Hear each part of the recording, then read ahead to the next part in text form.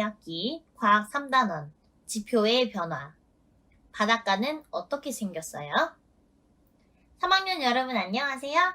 우리 친구들과 3학년 과학을 같이 공부하는 호기심 많은 모야쌤입니다. 지난 시간에는 흐르는 물이 어떻게 지표에 변화를 주는지에 대해서 배웠어요. 침식작용, 퇴적작용 기억나죠? 이건 이번 수업에도 활용되는 말이니까 잘 기억해 놓으세요.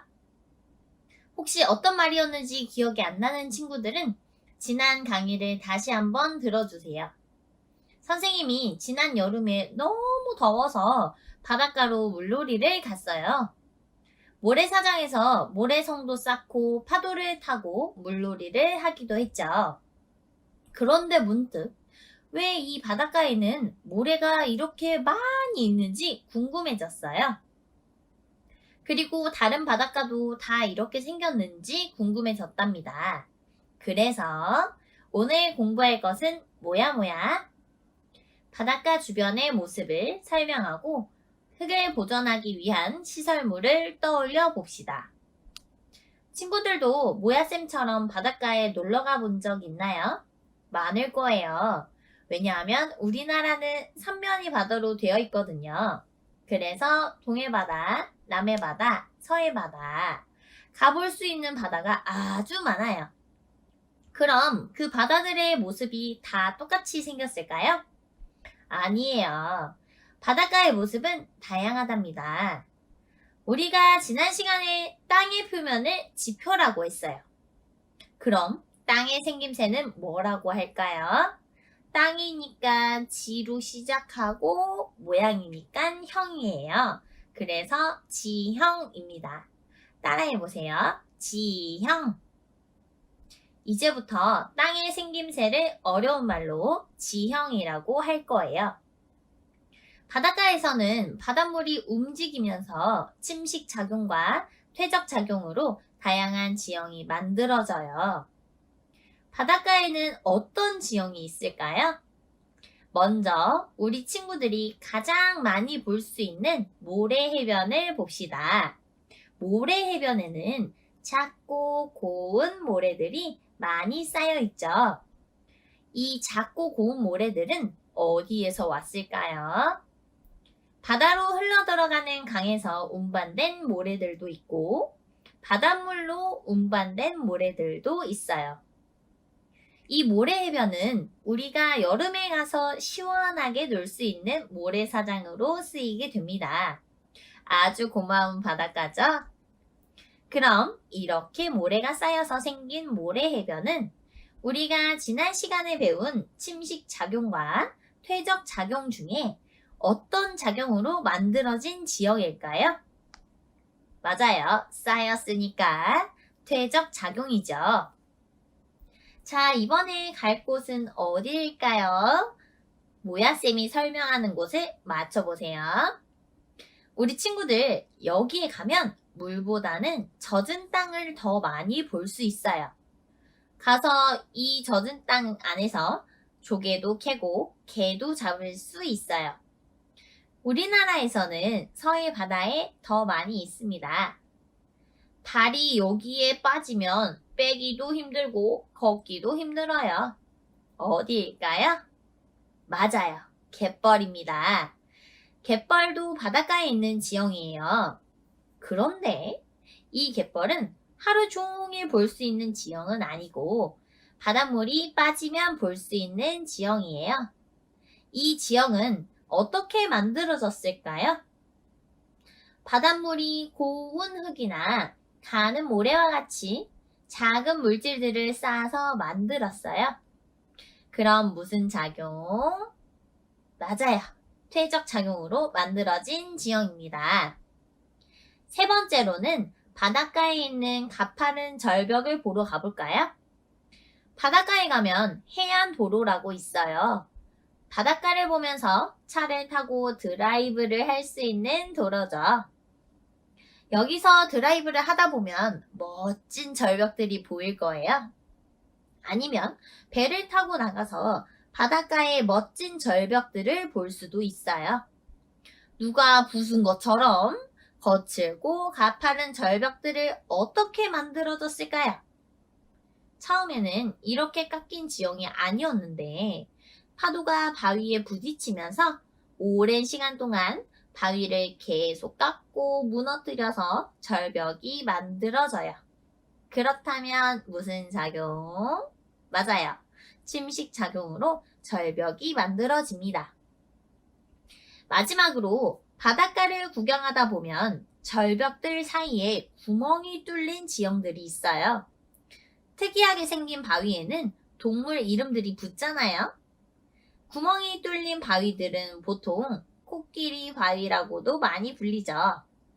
이 구멍 뚫린 바위는 어떻게 만들어지는 걸까요? 앞서 본 절벽처럼 바닷물에 의해서 바위가 깎이는데 구멍 뚫린 곳이 특히 약하거나 더 많은 힘이 가해졌거나 해서 구멍이 뚫리는 거예요. 그럼 무슨 작용? 침식 작용으로 바위에 구멍이 뚫립니다. 이런 지형은 오랜 시간이 지나면 어떻게 될지 생각해 볼까요? 모야쌤은 왠지 이 구멍이 위로 더 커져서 가장자리 남은 부분도 없어지고 기둥만 남게 될 것 같아요. 이렇게 바닷가에서는 바닷물로 인해 많은 지형들이 생기는데요.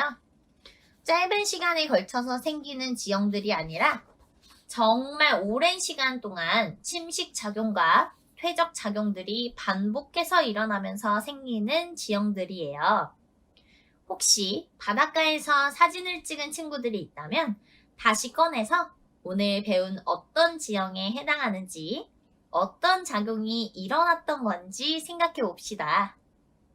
지금까지 흙이 만들어지는 과정, 흐르는 물과 바닷물에 의해 생기는 퇴적 작용, 침식 작용 등을 배웠죠.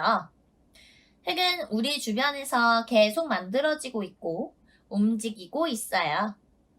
이런 흙들은 만들어지려면 매우 오랜 시간이 걸리지만 짧은 시간 안에 멀리 떠내려 가기도 해요. 우리의 생활 속에서 흙은 아주 유용하게 쓰이고 있어서 흙이 떠내려가면 많은 어려움들이 생깁니다. 어떤 어려움들이 생기는지 생각해 볼까요? 먼저 산에 있는 흙을 보죠. 산은 많은 흙들이 쌓여서 생기고 그 흙에서 많은 나무와 동물들이 털을 잡고 살고 있어요. 하지만 산사태가 나거나 비가 너무 많이 오거나 도로를 만들거나 터널을 만들면 흙이 떠내려 갑니다. 그러면 동식물들이 살 곳을 잃게 되고 살 수 없게 되겠죠. 또 산에 있는 도로에서 차를 타고 가고 있는데 옆에 있는 산의 비탈면에서 흙이 떠내려오면 차 안의 사람들은 어떻게 될까요? 산에 집을 짓고 살아가는 사람들, 산 가까이에 있는 집에 사는 사람들은 산에 있는 흙이 떠내려오면 어떻게 될까요? 크게 다치거나 목숨을 잃게 될 수도 있어요. 그리고 모래사장의 흙이나 하천의 흙들도 오랜 시간이 지나면 침식작용과 운반작용에 의해서 떠내려 가기도 합니다. 그러면 우리가 여름물놀이를 할 수 있는 공간이 줄어들겠죠? 흙이 떠내려가면 안 좋은 점들이 매우 많아요. 그래서 우리는 흙이 떠내려가지 않도록 잘 보존을 해야 해요.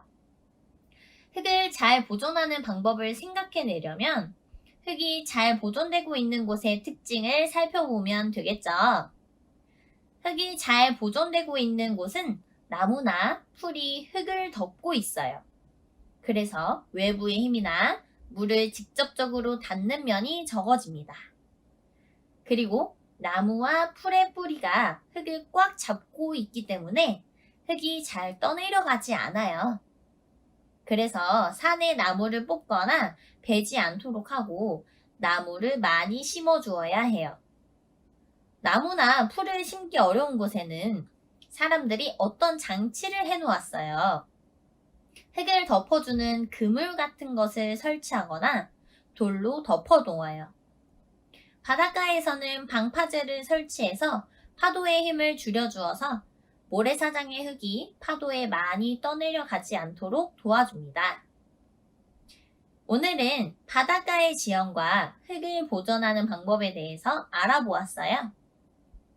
바닷물로 인해 침식작용과 퇴적작용이 일어나 오랜 시간 동안 지형이 서서히 변하게 돼요. 침식작용으로 해안가에 절벽을 만들거나 바위에 구멍이 뚫리고, 퇴적작용으로 모래해변이 생기거나 갯벌이 생겨요.